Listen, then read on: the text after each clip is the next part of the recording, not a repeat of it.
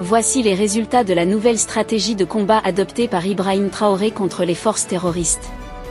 Avant de vous dévoiler cette information qui contribue une fois de plus à rehausser l'image du Burkina Faso en termes de sécurité, j'aimerais d'abord vous inviter à vous abonner, et à cliquer sur la cloche de notification pour ne pas rater mes prochaines vidéos. Avant-hier à Ouagadougou, la prompte réaction du 20e bataillon d'intervention rapide et des vecteurs aériens du 25 et 26 juin 2024 à Yamba, a permis de neutraliser plus de 150 forces du mal, et de saisir une grande quantité de matériel selon un bilan actualisé fourni dimanche soir à Aïbé par les sources militaires.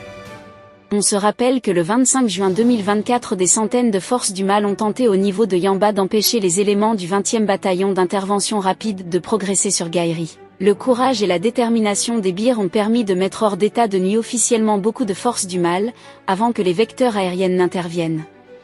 Ainsi, le ratissage du 25 et 26 juin ont permis de dénombrer plus de 103 cadavres de forces du mal sur le champ de bataille, et une cinquantaine d'autres qui ont été cramés par les forces venant de la part des vecteurs aériens. Les forces combattantes ont aussi saisi un important lot de matériel de guerre encore utilisable, mais dès que le 20e bataillon a repris le chemin pour Gaïri, des assaillants sont sortis de leur cachette pour fuir vers l'est sans savoir qu'ils sont observés depuis les cieux.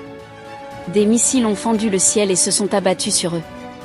Les forces du mal qui s'étaient réfugiées dans les cases au niveau d'un amas abandonné ont été en quelque sorte mis hors d'état de nuit par les vecteurs aériens. Avec beaucoup de précision, les opérateurs aériens vont dégainer un missile sur un troisième groupe de forces du mal qui se croyaient en sécurité dans une concession. Plusieurs autres enfuis ont également été pourchassés et rattrapés par les vecteurs aériens et mis hors d'état de nuit, donc sur ces images vous voyez en quelque sorte un bref aperçu du bilan de ces différentes opérations. Au regard de tout ceci, on comprend bel et bien que les nouvelles stratégies de sécurité mises sur pied par Ibrahim Traoré fonctionnent très bien. Qu'est-ce que vous en pensez pour ce qui est de cette petite note d'information?